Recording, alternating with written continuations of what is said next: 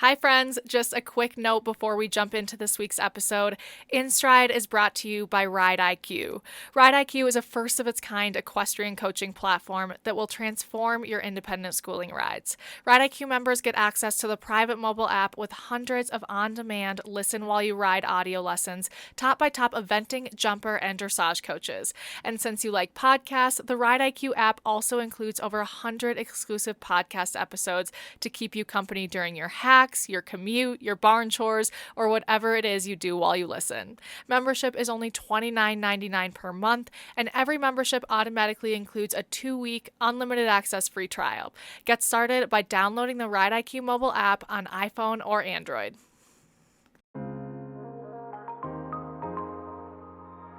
On today's episode of InStride, Sinead talks to 5-star event rider Jennie Brannigan. Jennie grew up in Illinois and got into eventing at an early age. At only 13 years old, Jennie was already a working student for Allison Springer, the first of many top riders and coaches Jennie learned from, including renowned show jumper Susie Hutchinson and event riders Mike Winter and Philip Dutton.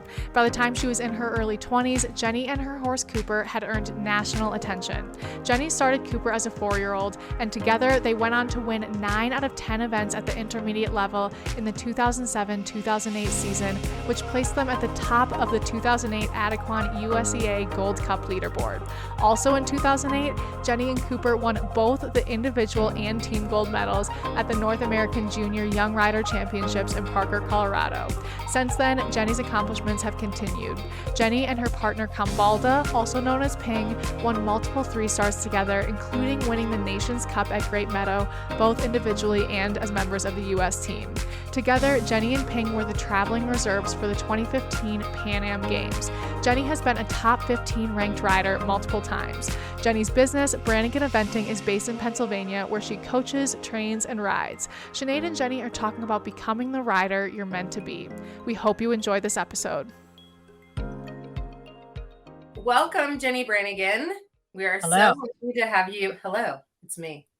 To have you on our podcast today. And first of all, tell us where you are, other than obviously in your car.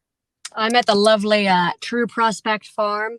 Oh. Where I'm now based at the back barn here at Phillip. So I'm like going back to my roots. Oh my God, I didn't know that. Yeah. It's funny because I was laughing. I posted this video of this thoroughbred that I have last night on Facebook, and like someone shared it and was like, well, there's no way Jennie actually, this is its first time jumping, because why would she ship it to Phillips? And one of my clients is like, well, actually Jennie's based at Phillips now. Are you serious? Yeah, no, I'm serious. Yeah. Well, there's so many places to go with that one. So when did you go back to Phillips after you left Florida? Yes. Yeah, I did. So Alex Matz is doing really well himself. And I was running a barn from the Matzes. So I got the boot, which is sad because it was so fun to be there. Yeah. But to be honest, like, it was so sweet. I talked to Philip, and like right away he was like, oh yeah, we'll make room for you, which he's totally done. And I was nervous because I'm so used to like being off in my own little world. Yeah. Like, I'm not used to, like, obviously I worked at True Prospect for years. So it was really, baby. Now you're like the high profile top competitor.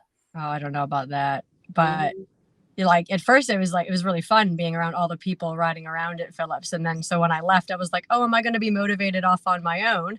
And then now I've gotten so used to being on my own that I was like, I don't want to go back to the craziness. And I've loved it. It's been awesome. Yes. My girls are happy. Obviously it helps, like, the facilities here are amazing. It's so nice to have an indoor arena. We have a walker, the track, the cross country, and the barn is just really convenient to work out of.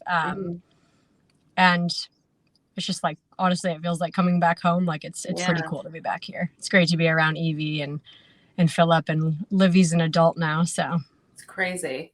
Yeah. I was talking, we did a podcast with Lillian a couple of weeks ago, and it was actually interesting talking to her being at Boyd's, and we were chatting about, like, it actually turns into kind of an edge when you can be at, you go off, you find yourself, you kind of get your independence, your confidence, all of that thing. And then you can kind of come back into a situation where you're always around people that are inspiring. And you're also kind of around, Phillips has got to be very similar to Boyd's, where there's always people coming in. There's always a level of riding that you're kind of being held accountable to, and then there's always somebody that you can ask if you need something. Yeah.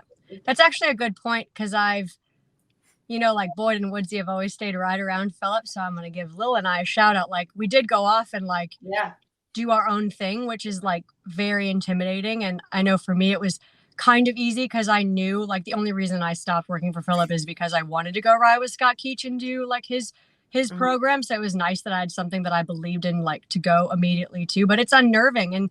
But I think it was important for me to I wouldn't have met, I met so many new people, and my whole being, I thought the world completely revolved around True Prospect when I was here, which, obviously I love Philip and Boyd. Yeah, so that's, but it was cool for me to, you go out and you find your own feet, and you go and you, I ride with different people. I know different people. And then now to come back here, with that is awesome. And you are right. I'm finding myself,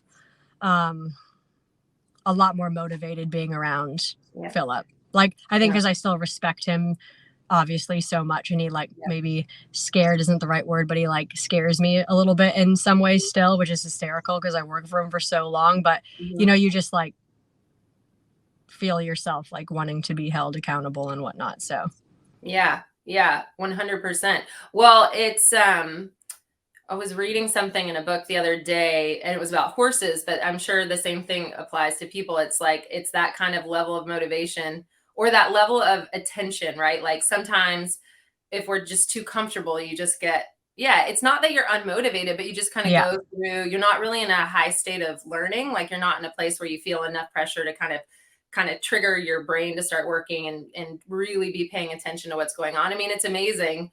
I'm sure you found this sometimes when you've got stuff going on. I mean, you could whip through 5 horses sometimes and not even really remember, especially if they're the normal horses that you're riding and you've got other stuff going on. You could ride 5 horses at home by yourself and you'd be like, I wasn't even really paying attention. I was just going through the motions. Oh yeah, absolutely. I think, and it's our lives, people look at them and they think that they're exciting because we're traveling and doing this and that and whatever, but we do the same thing every day. And I think that's why, personally with some of my employees or working students, there's some rules I have, that I'm funny about, putting blanket straps on, whenever you take them off, or tying the gate shut or whatever. And people will still mess up on things like that. And I'm like, Alexa, you've been working for me for 7 years, but it's just because people get so used to doing the same thing every day. It's hard to keep those fresh eyes on it when you're doing the same thing every day. And that's everyone. I mean, I'm lucky that, especially if you're in a little lull with your horses, or you're not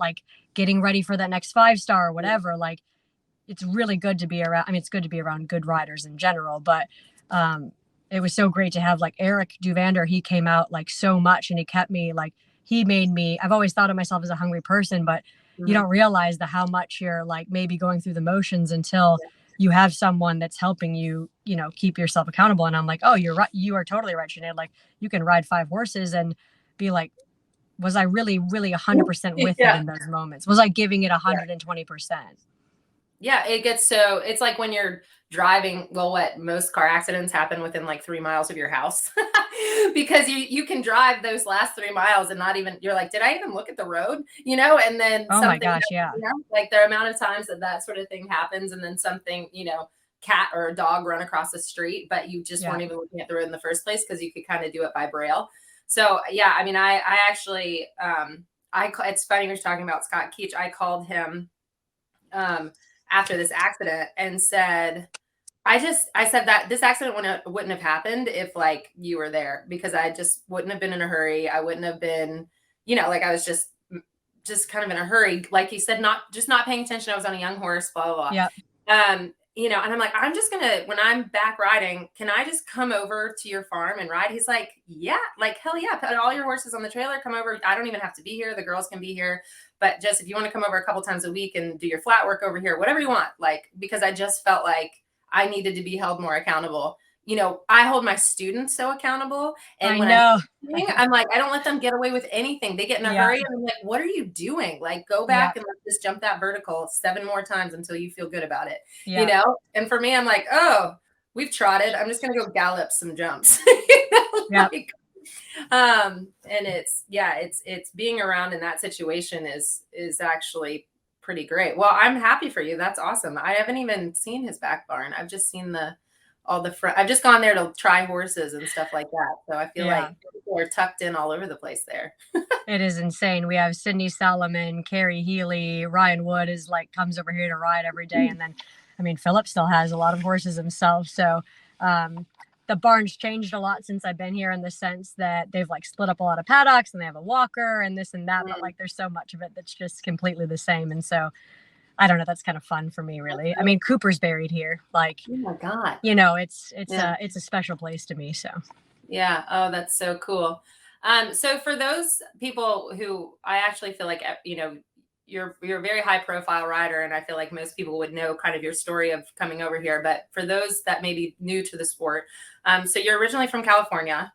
And I'm originally from Chicago, Illinois. Oh, you're originally from Chicago. See, I don't know anything about you. See, I know nothing. Everyone thinks I'm from California because I act like it, and I think I kind of own that persona. Did I you like go don't out correct there them. at all? Were you not out there at all? Yes, I was. Yeah, I was. My brother and father still live there, and I guess you could say I learned to, like, I went through advanced out there, but like Allison Springer was my first eventing coach, and that's because I lived in Illinois. Yeah. Okay. Because I think the first time I ever like laid eyes on you, I remember actually, this is really weird. I just had it pop into my head. Was you were in Middleburg. You had come out with Holly Bennett. You were sitting on the deck at Magpies, which was Magpies at the time. You know, the pub in town. Yep, I can completely picture that. To try your hair was super short. And you were probably like 16 and you would come out to try Cooper, I think.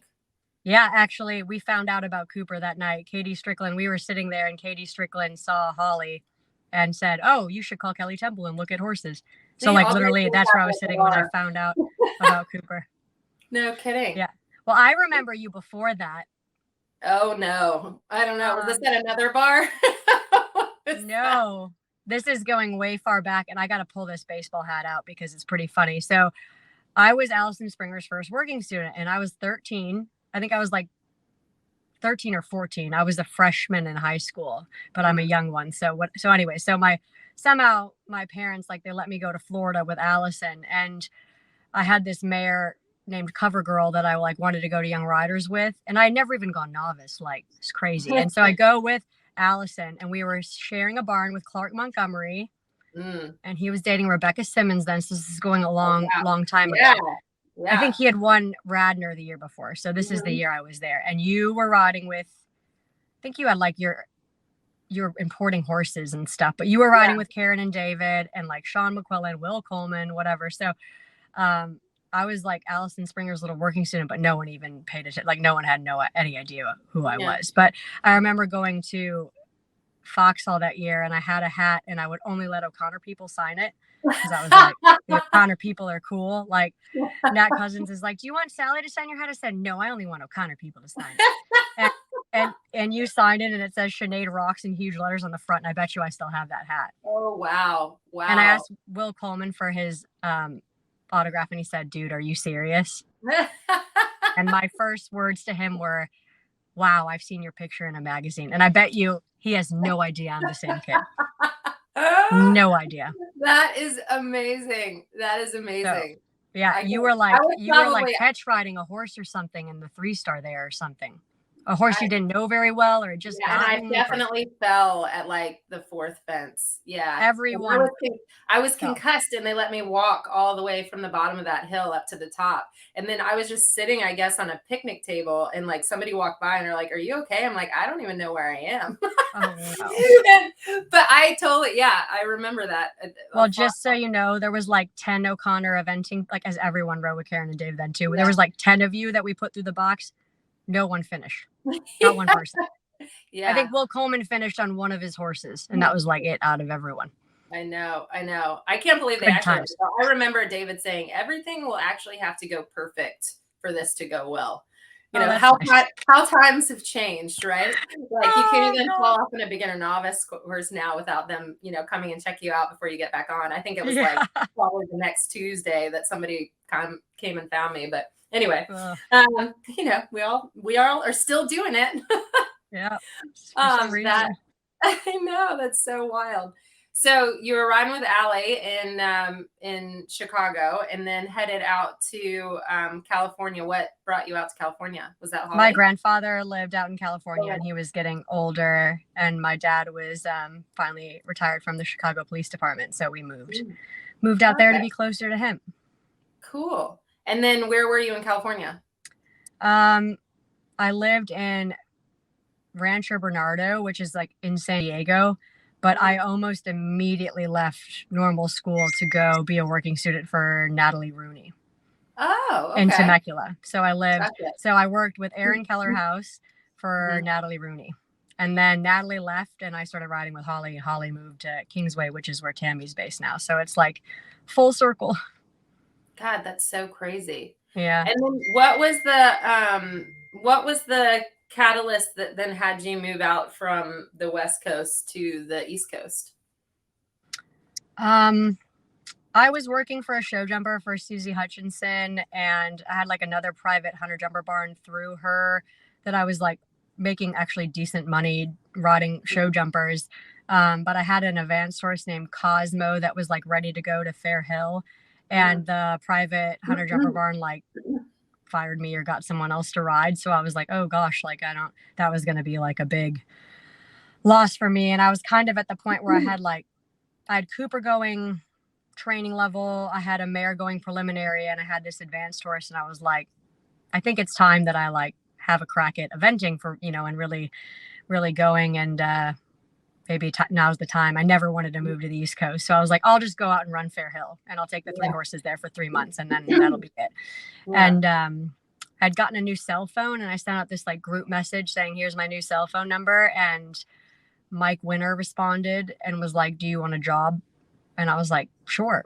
And so that was the catalyst of that. Yeah. So I knew Mike because he rode in Athens, I think, with Holly. And I had my horse die of colic like that year, and I didn't have a job or a horse. And so she was like, oh, will you go out and help Mike Winter's wife, Emma, with the barn while he's at the Olympics? And I was like, yeah, sure. And I loved it. And I really got along with Emma. And I was like, it's kind of a random story, but that's actually what happened.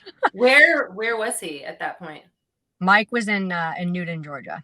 In Georgia. He was at the place that I was at before with Stuart, right? Oh, you were? Oh, yes. Yeah. I forgot about that. Gosh. Yes. The world. Yeah. Yeah. I worked there before. And then Mike, I think, was there for a while. Was he there until he moved to England? Yeah. Wow. Whoa. That's crazy. So, okay. So then you were working for Mike for a bit, and then what happened? And then Emma was coming back. Emma Winter finally got her visa sorted and was coming back. And Philip had seen me ride at Red Hills. Like he was in the 3-star, now 3-star, then 2-star. And I was riding in the 3 and 4-star or whatever. And I guess he had seen me ride. And then Mike had mentioned to him, I think, that I was maybe looking for a job. And at that point, Cooper was like, times are so different now. Back then, like having one nice horse as a young rider was a big deal, but now it's not really like that. But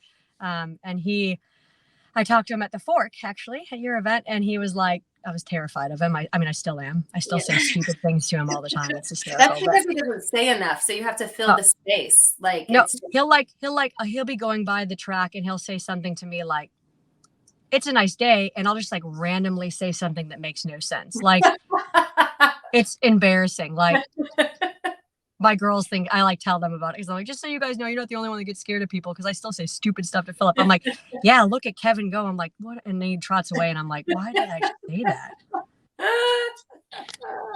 That doesn't make any sense. But Boyd was working for him, and he was like, yeah, Boyd's working for me, but I have a feeling like within the next year, like Boyd will probably go off on his own, which is exactly what happened. And do you want to? He's willing to have me come and ride there. And obviously that was the best decision of my life. And I can't imagine just like such a perfect fit. And now knowing like and having friends that are within all the different, like, you know, back then it was like the OConnor event team and Philip Dutton, you know, like when you said all the O'Connor autographs, and then you go to Phillips, and I remember that there was like a divide. It was like the O'Connor people and then the Dutton people. Yes, that's what it felt like. Like I'm pretty sure like Hannah and I were never supposed to be friends or something. It was just like so when you're young, it seems so different. Like it's so funny. Now I laugh, but yeah. And then I went and wrote at Young Riders. I told Philip I really wanted to go to the West Coast and help fundraise for my Young Rider team. And then I went to Young Riders and came East. And then I guess the rest is history there. Wow. That is just, and that's so cool that you're back there. It's just wild, isn't it? When you start thinking about this, the doors that open and which path, you know, there's so many different paths that one could take in this sport, but you do have to start knocking on the right doors. Like I kind of, you know, it makes me, one of my pet peeves is when people will say, you know, oh, you're so lucky. And I'm like, well, you know, you have to make those big moves. You have to show up at the right place and, you know, work and be around people where there's a possibility of opportunity.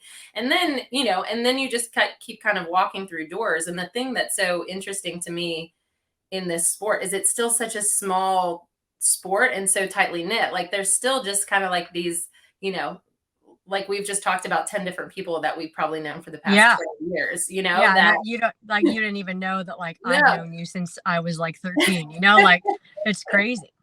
Yeah. No, that's so wild. So tell us a little bit about then, you know, the business model now. So Tim and Nina Gardner are your longtime, like great owners and supporters. And they were originally with Philip, correct? Phillips. I mean, they own True Prospect Farm.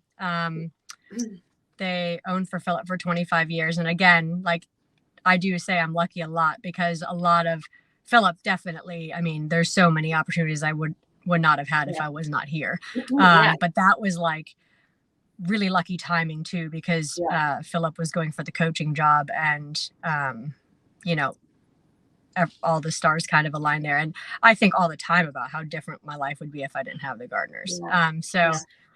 So I ride for them obviously. And then they're so sweet. They've gotten me like every new owner that I have that's like become part of Toddy or whatever. A lot of them are like from the Gardners, like Brian and Norma Murray are lovely. Beth Lendrum, who's married to Jerome, like Tim's like, you should buy part of Toddy. And now I'm like friends with Aaron Hoffman and Jane Karras, like that's Beth's daughter and good friend, and they own part of Toddy. So that's fun, like that there's the new people in there, but also there's an older person in the sense of time that I've known them, and that's Corey Walkie, who owned Mill Creek Equestrian Center out in California. She owns part of Stella, and I just got off the phone with her today. She's known me since I was quite young, and she coached Zach Brandt and Amy Ruth Boron and, you know, so many people that so the world's super small. So yes, I would definitely be in a rough way if I didn't have the Gardners, but it's cool that there's different people in my life. And then obviously I get to coach Alyssa Phillips, who she has 4 horses in training. And did I just see she just bought a farm? I just saw something online. Yeah, she bought Mike Huber's farm. Oh, here goes. There goes Alexa right there. Oh, you're on interview with Sinead. Hi. Another little babe. I helped at Young Riders on your old little chestnut horse. So grown up. I know, it's so funny. She bought Mike Huber's place. No kidding. Yes, so Mike Huber's my neighbor. You're gonna be super close. Will you be my neighbor? Well, that's crazy because I've never seen your place. I think I've seen it once. Okay. Seems insane. Well, and what's even crazier is that before Mike bought that place, Tick and I went and looked at that a few times with a realtor. And then we actually ended up putting in an offer on the neighbor's place. And thank God we didn't get that place. But when Mike bought it, I mean, it's a great location, great spot. I mean, it's really cool. And the house is really nice. And you guys just put in new rings. That will be sweet. So everything is changing a bit now. So you own a couple of houses, right? Like I own a house in Unionville or in West Grove and a townhouse in Pennsylvania as well. So it's really hard for me financially when we go to Florida. So I'm super nervous about that. Gotta do it.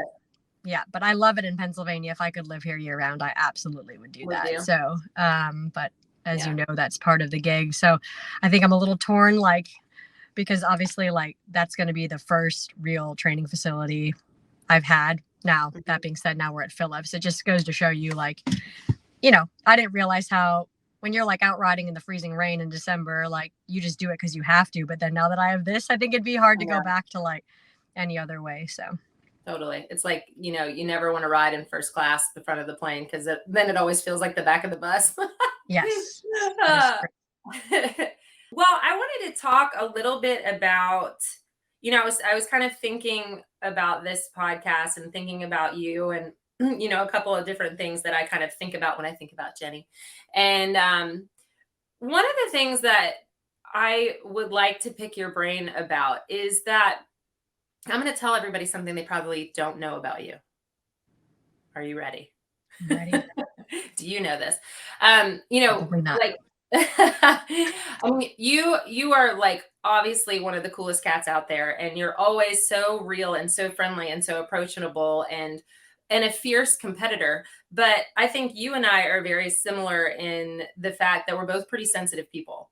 You know, like we've had that conversation a lot, that we really take a lot on board, whether that comes from something that somebody said or something that got miscommunicated, or in the other way, like if somebody's, you know, like you really feel things. Like I will never, I mean, first, you're probably, other than my family, the only person that reaches out to me on, like, you know, the day that my dad passed away, you know, like it's, you know, you just kind of get that side of, you know, life. Like you're very, very sensitive. And I love that about you.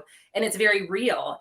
And for me, one of the problems that I bump up against, and I find it in my riding, and it's as I've gotten older, I've gotten better about it, but that sensitivity brings in like a lot of doubt, like a lot of self-doubt. And when I watch you ride and I watch you compete, you always look very focused, very like it looks like the most like real perfect place for you to be. And it feels like you ride so many different horses and so many different types of horses, but and you can completely correct me if I'm wrong or tell us your trick. But you know, when you're on a horse and you're riding and you're competing, you look like you have a real confidence about you. And is that you're kind of taking that sympathy, that sensitive part of you, and you're incredibly empathetic, and you're getting like with the horses, you really kind of feel like you need to be that strong leader. Like, how do you make that? How do you know, for those of us that are quite sensitive and we kind of feel everything and kind of can be up and down on our emotional chart, it doesn't feel to me like I ever see that in you when you're riding. Can you talk about that? For sure. So as a young person and having a horse like Cooper, I think growing up, everyone always told me, oh, you're like a natural rider and this and that and whatever. And so, you know, when you're young and you're like kind of cocky, not cocky, but like, oh, I kind of thought I was the shit. And like, then I like got thrown in the deep end of like going to Europe for the first times and this and that. And like, it rocked me that like, I'm like, oh my God, I'm not. Right. And it scarred me because I think I got thrown in too quick, too fast, because I was faking that I was, you know, you know, better than I was, or this or that or whatever. And so like I had some scars from that. But then I was always around show jumping people. And then, you know, I realized like, I'm not as good. Like there's so many things I'm not accurate enough at. And that's really hard to take a look at yourself and be like, wow, I'm not. And so for me, a big step was going and riding with Scott Keach. And we just went and like, I knew my show jumping was weak. And even though I had worked for show jumpers and gone in the ring 50 million times, and that's why it kind of bothers me sometimes, because practicing is great, and you could get better, but if you want to really get better and really change, you have to do something drastic to do it. And so then I went and did that with Scott. And then that gave me this like aura of confidence, and my show jumping, I think, proved that. And then I started like, I was off on my own and I was like, okay, like, and I had Ping and he was, there's a lot of things that were lucky. Like that was a competitive horse, but he wasn't in the sense that he wasn't really a proper 5-star horse. And then I would go to Europe and I had this old baggage that I never really dealt with. Back in the day, like literally from Cooper. And I was laughing. I was talking to Liz Halliday and I was like, yeah, I went to Bramham as my first, now 4-star, but then 3-star ever, and I had done Colorado Young Riders. And I look back on it and I'm like, why did anyone let that happen? But like, I don't blame anyone because I came over like pretending like I was, so great. Yeah. Like, and that was probably pretty stupid. And that really set me back. And I don't think until this year, or not this year, last year when I went to Buccolo and I said, I'm not going to let myself get nervous. Like, I'm not going to act like a freak because I act so calm, like, and cool and have fun at these local events in America, meaning local. And then I'd go to Europe and just like be a psycho, or Kentucky and be like a psycho. And I'm like, what is it? Like no one could even talk to me. And I was like, I got to stop. This is like bull, I got to stop being like this. And I just went to Buccolo and I didn't put any pressure on myself because I knew individually I probably would not be competitive, but I really trust that horse cross country. And Eric put me as the anchor and I was so confused because I was like, why would he do that? Like, that doesn't even make any sense.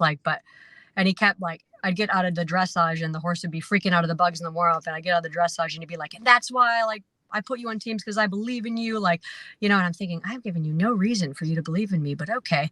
And then I went well as the anchor. And then I went to Fair Hill and I got this feeling finally of, and Eric kept saying to me, like, this is you, like, this is the new you, like, this is actually who you are. And I'm like, he's right. Like, this is always the rider I was supposed to be, but I would feel so confident in America. But then as soon as I would step out a little bit outside my comfort zone, like, I would make these like horrible decisions and do stupid stuff. And I mean, I have no problem saying, like, I said to him last year at Lemoulin, I said, Boyd should have Stella. Like, I'm not, like, this horse deserves to be famous. I'm not good enough to ride her. And he was like, that's not true. Like that. No. Like, and so having someone that you can be your real self all while still having this odd ego where you're like, I know I'm a good show jumper now. Like no one can take that from me because I know it. Doesn't mean I don't go and miss sometimes, but now when I do, I don't really, I'm like, whatever that happens, like, no big deal. But like having a coach that just was like, kept believing in me even when things didn't go wrong, and maybe like kind of plucked me up when I kind of really needed someone to believe in me again. I mean, that was major, but I'm not going to lie. I was at Bromont and I was like, how am I going to compete against these horses on my thoroughbred? Like those things crossed my mind. And then like I went in the dressage ring on Effie Connery and like, that's probably I was like, this is the nicest horse I have here. And like, I was in like 9th after the dressage and I was like, oh my God, I'm not good enough. And then by the end of the weekend, I had a great weekend. And I think it's like letting yourself have those doubts and not being afraid to admit it either, because I think a lot of people want to pretend like they don't ever feel like that. And that's not true. And then like, just trying to like keep quiet and like keep going in it. And I was laughing at the end of Bromont because I was just like, I remember being like, how am I even going to be competitive here? But like, once I'm on the horse, I'm like, feel pretty good. Watch this, like, and that's like, I don't really actually think that way, but like, that's like, as a young person, that's kind of how I was like, all right, let's go, baby. And once I'm out there, man, like I think I've had more fun riding at speed than I ever have now, but I think I finally believe in myself as the rider I think I always was supposed to be, if that makes sense. Because like, and even when it doesn't go well, like at Kentucky, my Kentucky did not go perfect. I mean, Foxy had his first 20 ever, and I went out of the start box for a minute and a half the wrong way. Like that horse would have been second. Yeah. Like, but instead of like in my head, I was like, should I pull up? What should I do? Like, there's no point in me even starting. I just went like, go have a crack. Yeah. And I think that's like when it shows that you're mentally strong. Like, and normally I'd be so grumpy and this and that. I've never come off a course having a 20 and been happy. And I was like, he was brilliant there. Like, that was just me.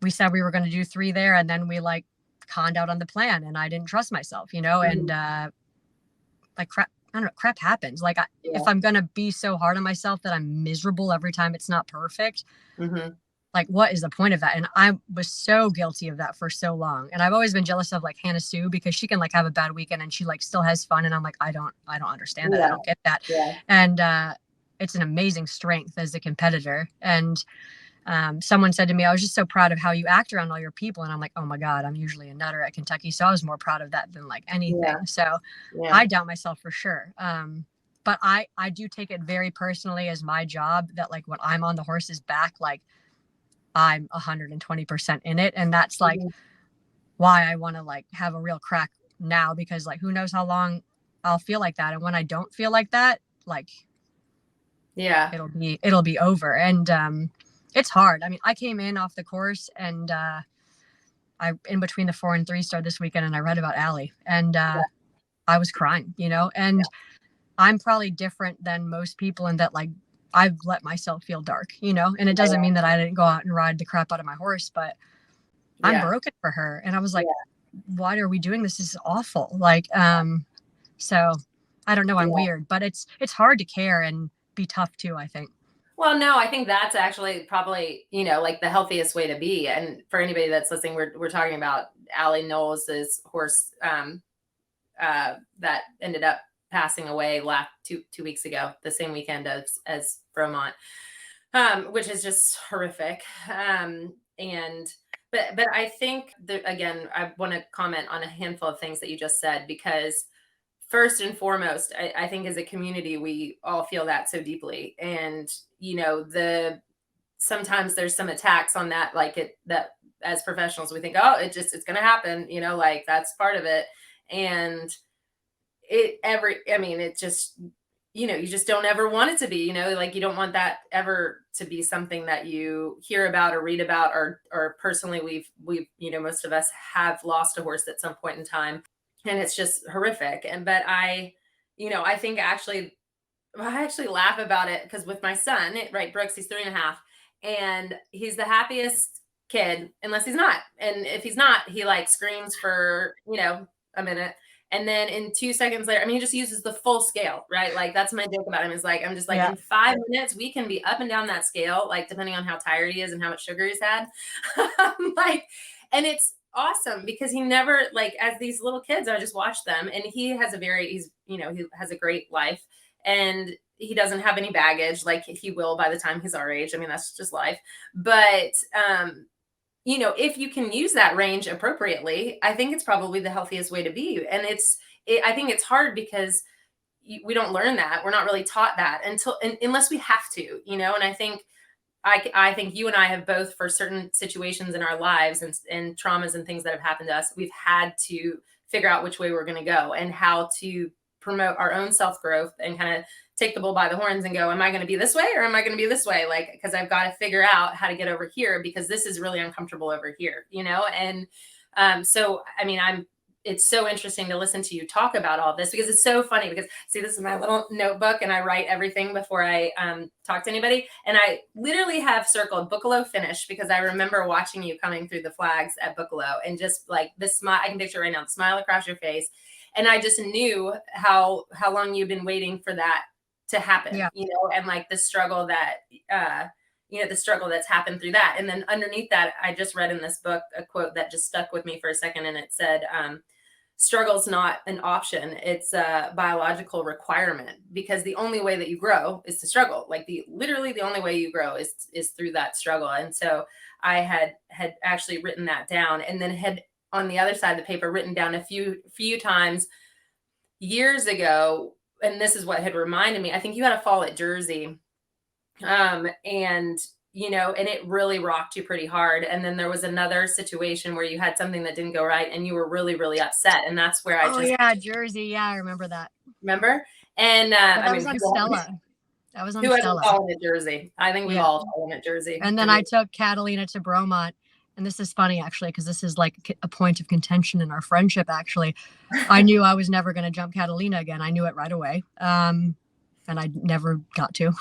But and I was like, I remember texting you guys, and I was like freaking, like I was so upset. Like I was just freaking out because I thought the horse had broken its foot. It was so late. Yeah. And I guess like now I thought about that. Actually, it's funny you mentioned that, because I thought about that when I was at Bromont this year, and I'm like, God, I would never do that to them now. But yeah, I guess maybe like, and I think about that in our friendship with like the 4 or 5 of us. Like, I'm probably the dramatic one, but I guess I had so much bad stuff happen. And because that horse was like my best friend's horse, like I just was devastated. Just so devastated by it. And I needed to grow up a bit, you know, but like there's that line, isn't there? Like where it's like, you're going to grow up. You don't want to become numb either, you know, but. At one, I think it's all I think, and again, I felt like that's back too when like I thought every event was the end of the world, and that showed in, and this is kind of ties into what I was saying last year, where I like took a deep breath and I was like, I fell in at Buccolo, I've gone clean at Buccolo, and probably for the next 10 years I'm going to do a mixture of both, and like realizing that like go to the event and like give it your all, but like if it goes wrong, like it's not the end of the world. And I was still very immature then, in the sense of like, if something went wrong at something, it felt like the world was over. Yeah. No, I mean, I can completely relate to that. And I think there's like the hardest thing to try and figure out is like, this is something that we do, but it's not, and it's a blurred line, because it is what we do and it is who we are, but it's not totally who we are, you know, like one result, one competition thing that doesn't define you know, like it's kind of all of these things, like you talking about, you know, Kentucky and like being really great with your girls and with your staff and feeling really like good about that. And it's like this growth that happens through the sport. And I think it's the good and the bad, right? Like the good and the bad is that we've all kind of grown up together so often, you know. I kind of think people remember me only as my 18-year-old self, you know. And I remember when I moved to England, it was actually awesome, because I moved to England and I had all these disasters happen before. And I went to England for like 2 years and I didn't do anything. I went with like a young horse, you know, like I didn't do anything when I was in England. I rode a couple of catch rides and I bought Tate, but he got hurt. So I rode him at one intermediate at Tweezle Downs there. And when I came back, but I had just had some separation. I had some peace and quiet of like just away. And I came home and just things started going the right way. But I think I had given myself space and then to grow up a little. And then the same thing, people kept saying, oh, England really changed you. Like you're so much different from England. And and it's a little like what you were saying. Like, I actually don't think it changed me that much. It just gave me space to be me, you know, like, and I think people need to think that too. You know what I mean? Like sometimes people put that on, like, I swear Lillian, like she went away and then came back and all of a sudden it's like people like that you like went into something different and come back. Yeah, you probably did change, but like I think people like to think that too. Yeah. Like, yeah. You can categorize it as something that happened and you can kind of forget those things. But I would certainly be guilty of like some people that I haven't been around in a while, you know, like a long time, and just remembering them from something that happened when we were 18 or 19. And I'm like, God, the amount of stupid stuff I did. Yeah. Like, you know, and if I believe, you know, you got to believe that people can grow and change and, you know, and learn from all of these things, because I mean, that's really the reason we do this, right? Like it's a constant source of the ability to work on like your self-growth, your energy control, like everything with these horses, because that's what it comes down to. It's got to be, you know, once you realize, and I'm not sure when this happens, but maybe this is what's happened for you in the last year. I can't really remember. It probably happened for me like probably 3 or 4 years ago, when I realized like there's not a place that you just make it to and then you stop or you change directions or whatever. It's just like, this is going to happen. Like this is always going to happen. Like it's forever. And then it's going to happen again. Like I can't be so like up and down and this season is the only season, and like, you know, giving yourself totally like, it's like, okay, how can this be more sustainable? Right. Yeah. I don't know. And people put that on you too, you know, like, you probably, I don't know what it feels like to be, you know, like you're a mother and you've like gone from being like, oh, I'm sure like you're like get sick of people like Sinead, Burley, this and that, and you probably feel like, oh, like I'm a mom right now. And then next year you're probably going to be like on a list. You're probably going to go to the Pan Ams and be like, wow, why was I ever feeling like that? Like, and And that's like Philip Dutton gave me this advice that I've always followed, which is like, you have the ability to let something define you. Like, do not choose to let this define you. And so anytime I've had a hard time, it's like, I mean, that the suspension could have been the end of my career if I let it be, you know, but now people don't remember it, you know, and don't let people put that. And people want to kind of make these little comments that pull you down even. And you know what? It's only because they feel bad too about themselves. Like, I know so many people dislike me for no reason. I'm like, oh, if you ever talk to me, like, I'm okay. Like, and that hurts me. But the only way I justify it is like, they're feeling insecure in what they're doing. And like, so they, you know, like that makes them feel better. And that's unfortunate, but like, that's life. And people like to put you in a box, like, oh, you're a mom, or you're like Jennie, like, oh, you can't have, like, people are like, oh, I can't believe you ever want to have a kid. Like, I don't see that with you. And I'm like, I don't need to live in anyone's boxes. And I love that now, like, that is what our lives are like, you know, and it's cool that that's becoming different in the sport. But I think it's really easy to let little comments people make, like, make you doubt yourself or make you keep yourself in a box like that.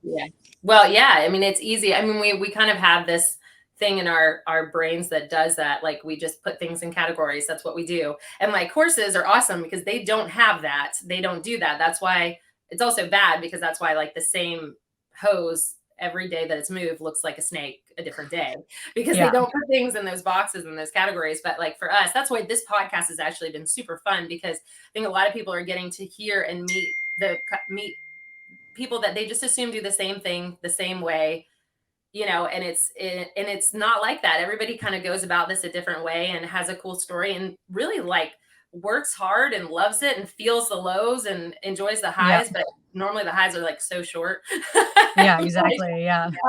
But it is, and I, you know, it's funny that you say that, because I certainly, that I have this, you know, like, those two voices in my head, and one of them is constantly like fighting, like, I'm more than just a mom, you know, I want to do all this stuff over here and I still have all these things I want to do. And I'm like, just put your head down and do the work. You know, that's the other person in my head that's saying, just put your head down and do the work. You know, it doesn't matter. Like, you can do whatever you want. Like, I mean, literally, you can do whatever you want. You know, we're fortunate enough to be in that position at this stage that, you know, if I wanted to quit and be a mom tomorrow, that's awesome. I can just be a mom tomorrow. That's up to me. If I want to do all this other stuff, that's awesome. If you want to, you know, keep rocking and rolling and doing what you do for the next 10, 20 years, that's awesome. If you wanted to, you know, be a professional motorcycle rider tomorrow, I would way rather be that. Yeah. If I was good at that, I would definitely pick that.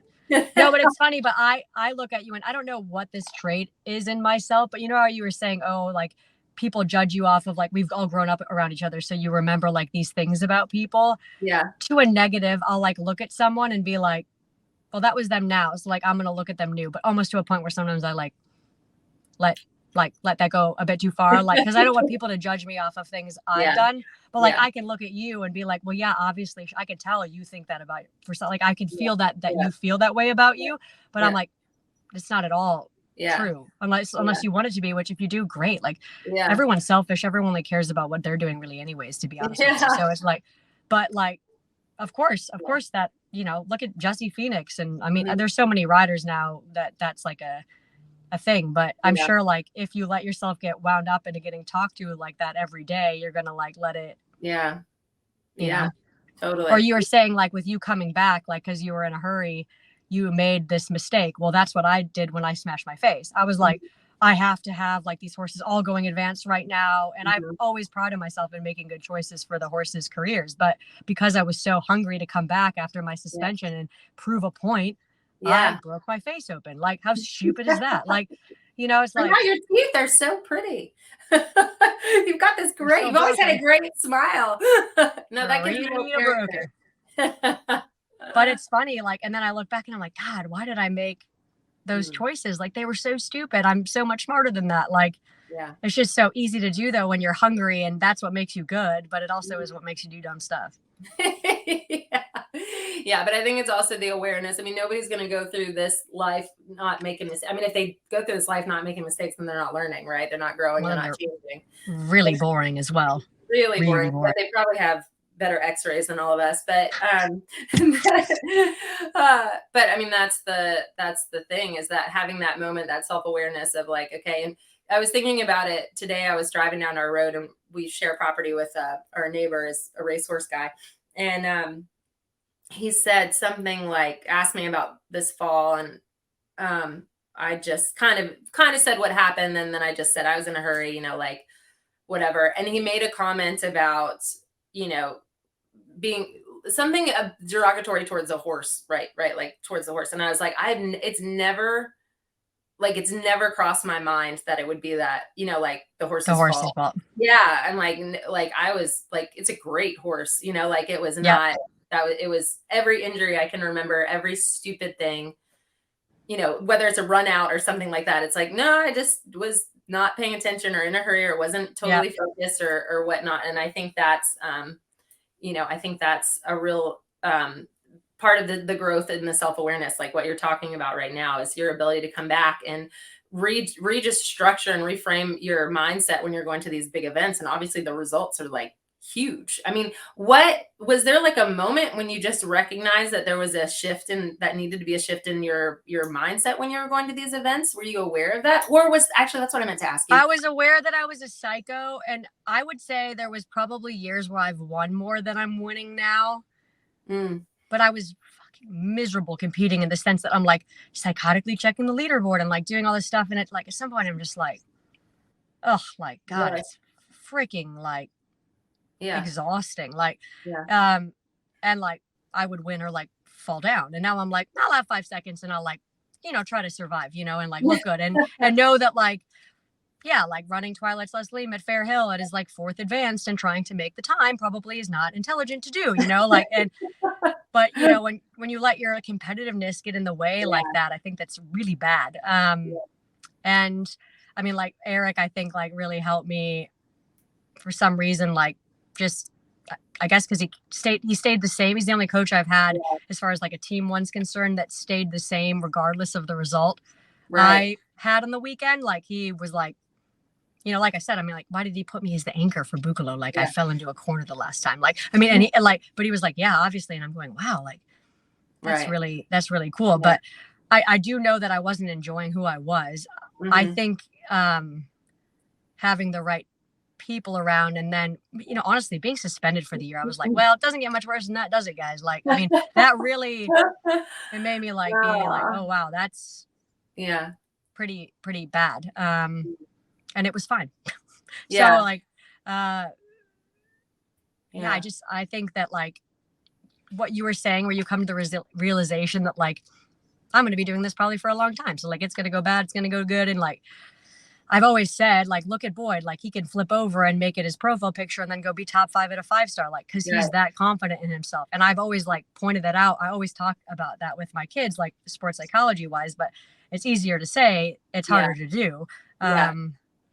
But I think that you're being the coach to your kids, that Eric's being to you. Like you need to hear it, like you need to hear it. Absolutely. Yeah. I remember Alexa being on your young rider team, and then you were going to go to you were like an individual for one of the people for the Olympics. You didn't know whether you're going to go or not, and I went and coached for you, and she got eliminated, and she had never even had a 20 on the horse. And I remember looking up at her, and like she's like crying, and I was like, listen, you're going to feel like this is the end of the world right now, but I can promise you, like in 6 months, a year, like you're going to laugh about it. And unfortunately, like that is how a lot of, but you don't know until you go through it, unfortunately. Yeah. No, I think you're so right though, about picking your people. And it's not this, and the hard part, I think, well, it's not even the hard part. I think it's the thing that we're all starting to realize now, as again, we get a little bit older and in the sport a little longer, is that everybody's people doesn't have to be everybody's people. Like it needs to be who's right for you. And it needs to be, you got to surround yourself by people that are right for you, and being willing and open to discuss different opinions and different thoughts, and being able to put yourself in environments with people that you respect, but maybe you realize that's not my person, and it's fine. And it's fine that it works for them over there, and I'm going to come over here and figure out who works for me and tells me what I need when I need to hear it, because you've got to let somebody in, like you can't just be this, like we are super hardwired for connection. Like you have got to connect with people. Like that's how we are like developed. So it's really important that you figure out who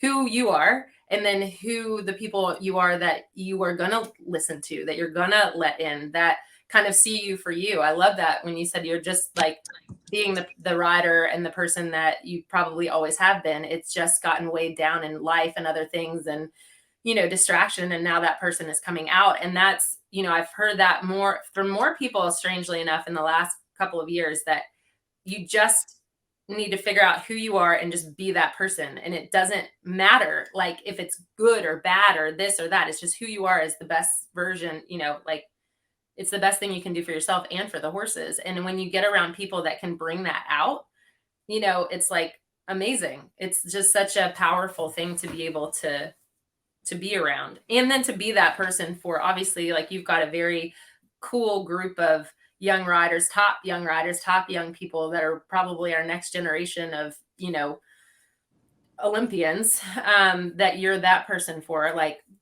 that have been around you for, you know, God, since they were like 15 and 16 years old, right? Like, oh yeah, I'm lucky with little Alexa. Yeah. Yeah. And you know, and like I think about it, like there's things I've done to her as a boss that I'm like ashamed of. Like I've spent like, I like messaged Steph Kaufman this year and I'm like, I'm so sorry I acted like this with that. And like, I think it's really easy to be like, no, I was right. And like, I didn't do anything wrong. And it's hard to look at yourself and be like, I didn't react the right way there. Like, why don't I just say I'm sorry about that? Because you know what? It's so empowering when you start to realize like, it's okay that you're wrong or that I missed. Like if I missed an event, I'm like, look at my film from Germany. Wow, that was really bad. Like, what am I going to say? Like, oh, my horse shifted its boot 12 feet to the, I'm like, no, like I missed, like it sucked. And I'm so glad my horse is okay. But like, I'm empowering the moment by making up these weird excuses in my head when you know that you actually were just wrong. Like we need to, as a country, I think, be better about that.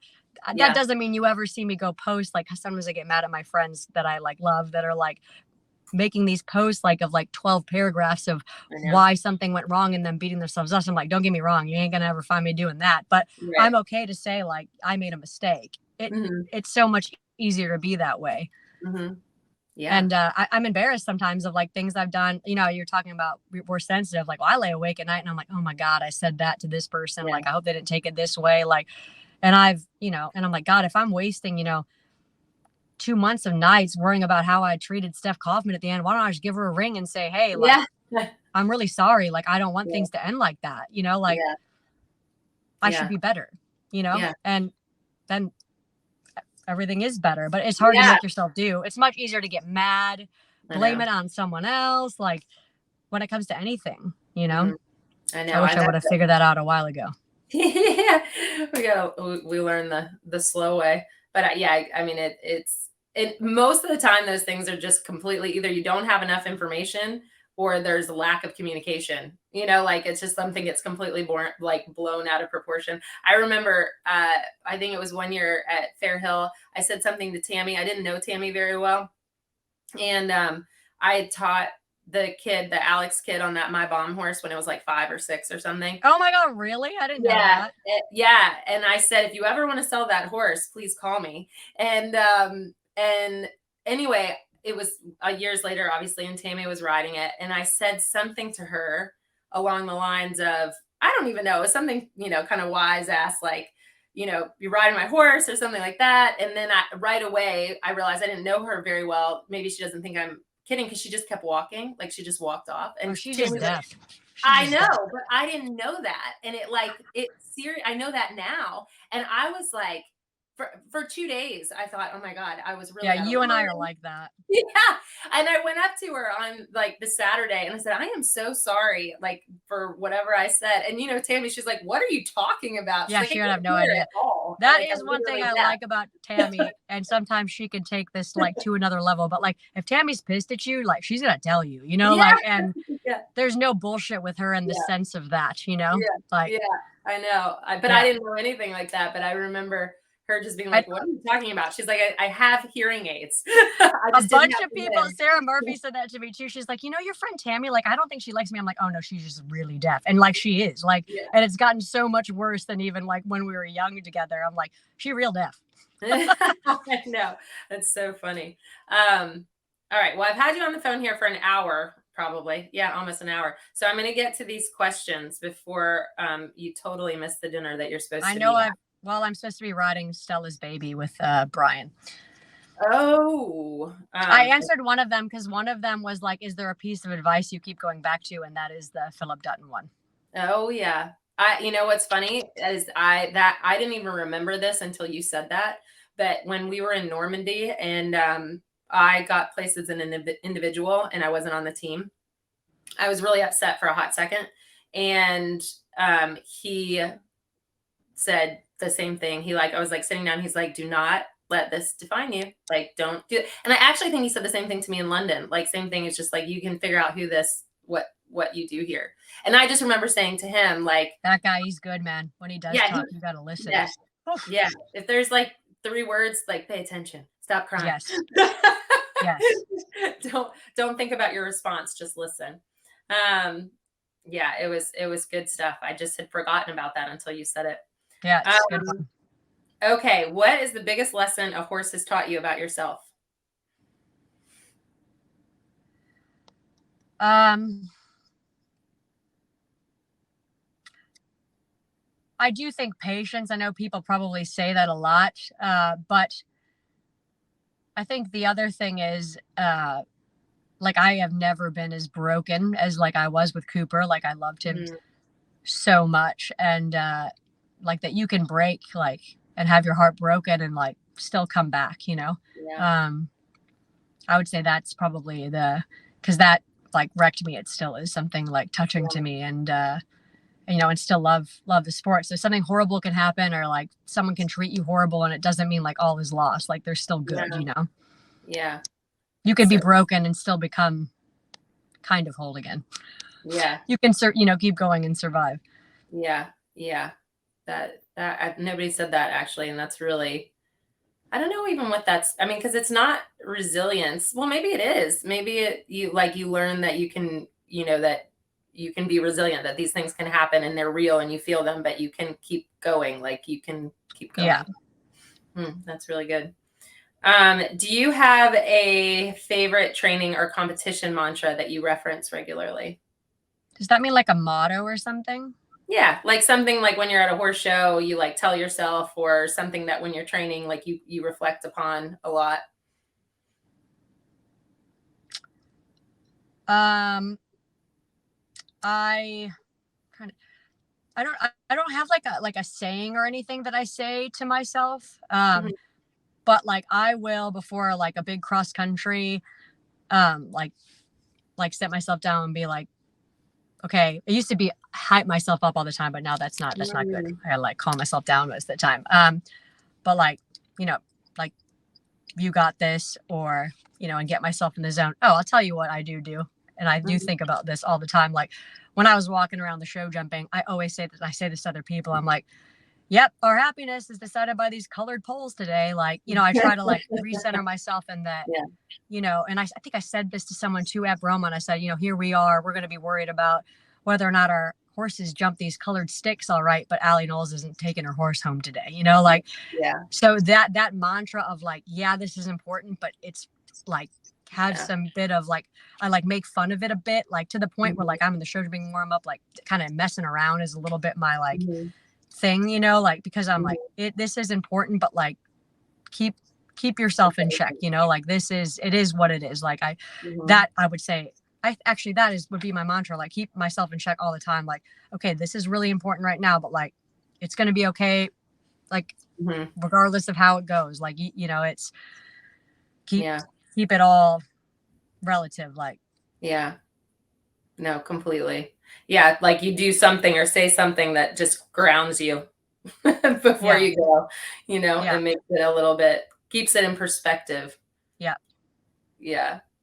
And I'm weird because I'll like let myself get sad before I go. People are like, why are you talking about that right now? I'm like, because it's making me really sad. I'm like, don't worry. When I go out of the box, I'm going to be myself. But, you know, like I think it's important to like, for me, it helps me to think about eventing it, like to not take it all too like, like that helps me. So I try to like always say things like that kind of ground me to reality.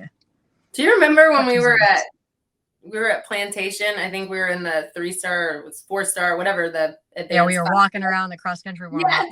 There's like 10 people out there, and then there was like 9 and then 8, and we were talking about relationships. Like we were just like, I don't know, on and on. And then all of a sudden you and I like look around, because I think we were first and second. We were first and second. Yeah. Yeah. It was like taking around.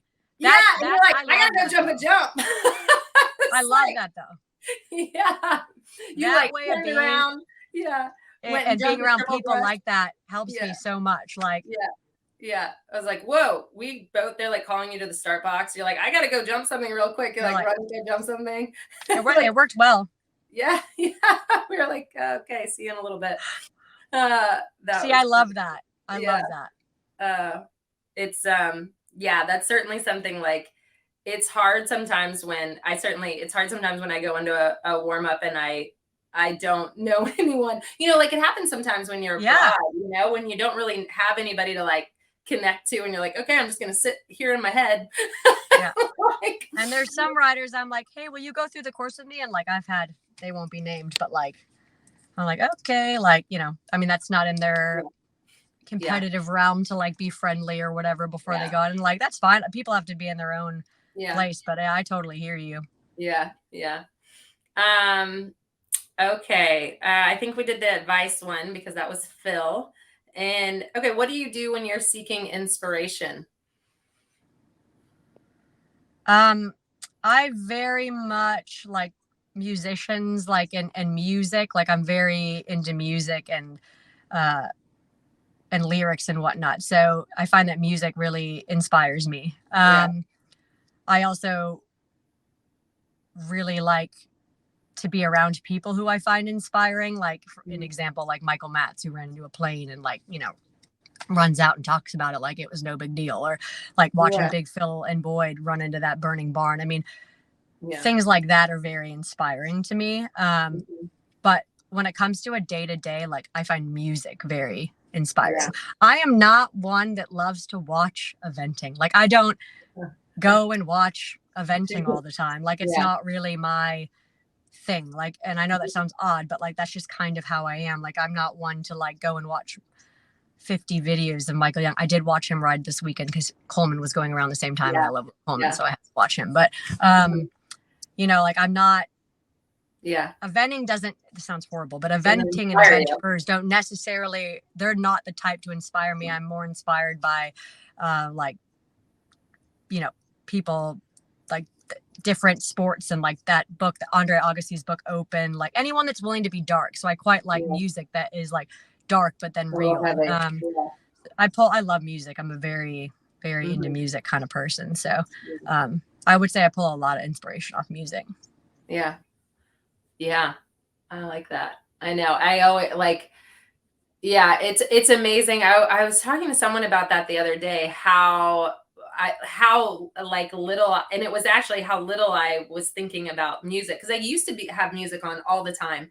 And then I don't know what happened, but I stopped. And then I started going back to the gym and running, and it's crazy. It's like, I mean, you can tell because if there's a slow song, your legs feel like lead. You can't do anything. Yeah. And then like, some song you love comes up, and all of a sudden you're like, I can run as fast as, like I am freaking sprinting around here. So the difference in the chemicals in your body and how things can change and how it can just like literally lift you up is so interesting. And I've recently gotten back in the habit of that, even in the morning, because I just get so crazy in my day. I just get running to 20 different directions. And I like to get up first in my house. Like I like it just quiet for a little bit. And I like to get up never. Yeah, you're like Brooks and Tick. They're both like that. There's crying coming from every direction in my house. So I just turn on some music in the morning, and it's so calming. And then that routine, that's why I stopped actually when I got pregnant again, because my routine used to be I'd come in the evening, I'd turn on some music, I'd have a glass of wine, and I'd make dinner. And that was like the most centering, calming thing.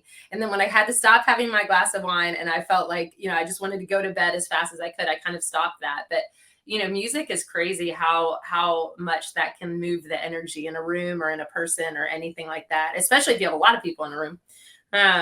That's pretty cool.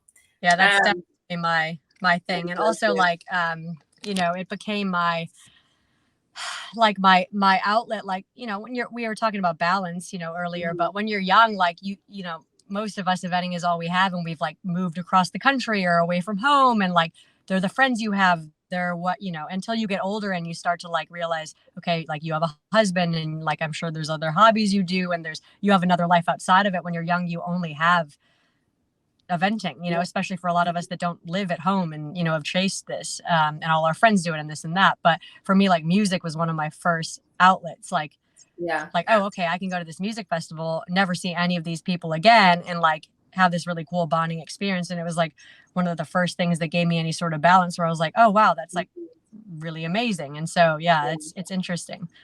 Yeah. Yeah. I think I can't play any musical instruments. I can't sing, but I love music. Yeah.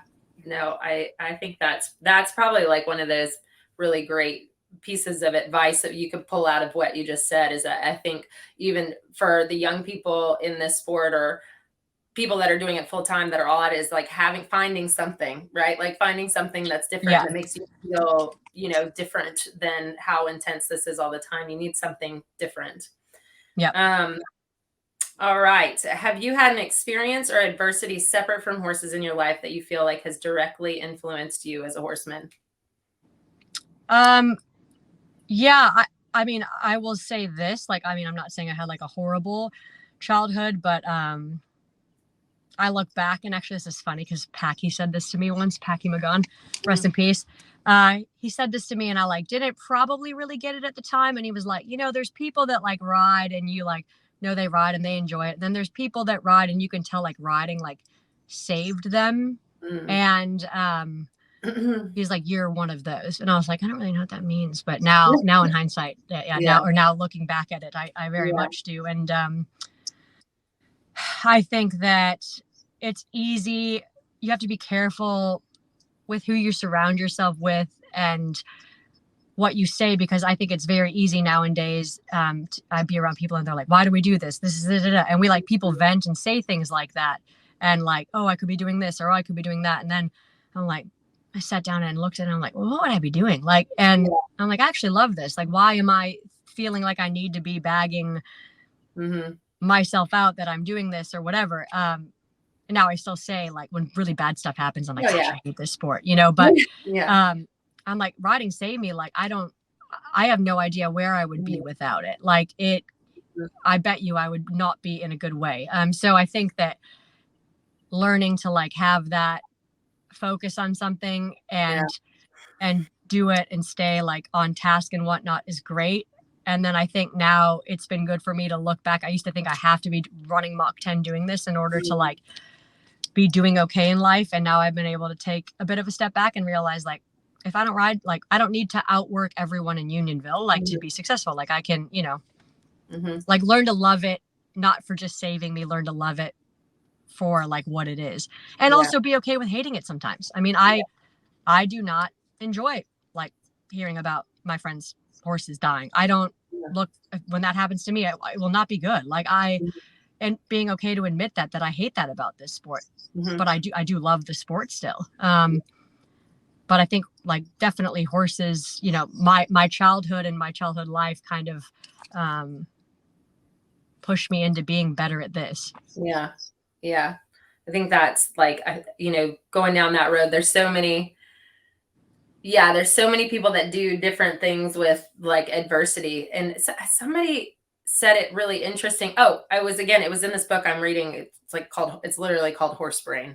And, but it's a really cool book. It's an older book. And, but it's talking about the different parts of the brain and how, you know, in trauma situations, different people activate different parts of their brain. And so, they say go into like into a pet store, and you see like the puppies that are stressed and tense and whatever, they're like running around using like their mammalian part of their brain. They're just moving. Like they have to move to kind of deal with the stress and the pressure and all of that. And then you go to the other side, the reptilian brain, you look and there's a snake in the corner that can't move, right? It's just it doesn't move. It's in a freeze. So it's like people deal with their adversity or trauma or things like that in different ways. Like, you know, I would be a mover, like, and when I feel like something's happened. I got to move. I got to do stuff. I can't, I got to go. And then, there are some people that can't move. And I think, and then there's times where different things inspire you to do different versions of that. Yep. Right. And so it kind of depends where you are there. But there are, I think, very few people that are excellent at what they do that haven't been pushed that way by, being some type of motivated by some, moving, actually running away from something to something. Yeah. You know what I'm saying? Or are dark. I mean, I think there's a lot of people that are very good. That's why you hear a lot of people that are excellent at what they do have a dark side, or they use that. Yeah, totally what you're saying to motivate them. Yeah. Yeah. It's really, there was the reason I asked that question is there was a book on, I can't even remember what it was, but it was years ago. It was like a book on tape I was listening to, or book on tape, Audible. Do we have tapes anymore? I say book on tape. Yeah. Yeah. I'm like, is that a thing? Audiobook? Book on tape. We called it book on tape. Yeah. The youth call it audiobook. And it was a football coach, and he was like drafting people or whatever they do. I don't know how they do that. But he asked the players to tell them what where if they had adversity, and explain that. And he went through a couple things, and they had this one player that kind of listed how he had grown up and what he had to do to get there. And he said, I didn't look at his stats. He hadn't been playing very well. Like, he hadn't been doing very well. And he said, that didn't matter to me at all. I just closed the book, drafted him. And he went on to be like amazing, like he was in the right situation, but he had been through so much in his life already up until that point. The coach was just like, hands down, this guy is going to be the best, and you're hungry. Yeah. The best people are hungry. Exactly. So I think that's pretty cool. Well, this has been lovely. Thank you so much for sitting in your car. Thanks for having me. I'm sorry if I talk too much. You definitely did not. We normally are around about an hour and 15 minutes, an hour and a half. I should have warned you. If it wasn't you or like Sarah Murphy doing this would be a 20-minute interview, because I would not have said all that stuff. No. I know. That's why I'm just so lucky I have such cool friends. I'm like, you and I have always been like this. Yeah. We don't get on the phone much, but when we do, it's normally like 2 hours later. Yeah. Like, and another thing. I'm feeling like this. I'm like, I know, me too. All my other friends don't want to hear about my feelings. Like, I do. I got you, girl. Awesome. Well, I will let you get to your dinner. We really appreciate having you. And what's next? What's the next thing you're doing? Well, I went to Seneca Valley last week, and I'm actually flying out to see my father this week. And then I've got a good friend who's turning 40 in Vegas, so I'm going to go stop in and see him on the way back. And then my favorite artist, Machine Gun Kelly, is playing in Philly on Sunday night. So it's my birthday at the end of the month, so I'm having a little bit of a family Las Vegas Machine Gun Kelly birthday week. I think it sounds like an amazing agenda. Yeah, I am the individual for Auken, but I feel like at this point it's safe to say I'm not going to get the call up for the team. So like that. So I guess coaching. Wow. Yeah. We didn't want to pay for it. It's a lot of money right now with the gas prices. So the individual spot was not funded. So you're not going to do that. And then like Lauren had it, but then she was going to Lemoulin. So it was just kind of like a bit of a mess. So I think Caroline Martin will end up taking the individual spot unless for some reason I get the call up for the team. But like, I think that's running out of time here now. So let's go ahead and say I'm not doing that. So Machine Gun Kelly it is. I love Machine Gun Kelly. So I've got like Maryland 3-star, and then Alyssa's doing the 4-star long at Rebecca Farm. So you go out there. But it's going to be my first year not competing at Rebecca myself in a long, long time. But to be honest, I'm tired. I feel tired. Like after Bromont and then Seneca this weekend, I was like, I'm tired. So yeah. Good for you. Take a break. No big events for maybe a little bit. I kind of wanted to go to Burley, but we're going to Fairhill, so I got some time. That's good. It's I did a podcast. It'll drop tomorrow with Linda Pirelli. She's awesome. You should listen to it. I loved the hour and a half talking with her. But she said that one of the things that she's she's super like upbeat, positive, motivated. And she said, I've just learned to see the wall coming. And when I see the wall coming, I just do whatever I need to do. If I need to sit and watch a movie, if I need to go do this, I just change that thing. And it sounds like you're seeing the wall coming. So you're going to have some fun. The wall is there. I'm sitting on the wall. I'm another brick in the wall. No more wall. No one's all right, girl. Okay. Well, thank you so much for having me. Things. Yes, we will be following along, and we'll talk to you soon. Talk to you soon. Okay, bye.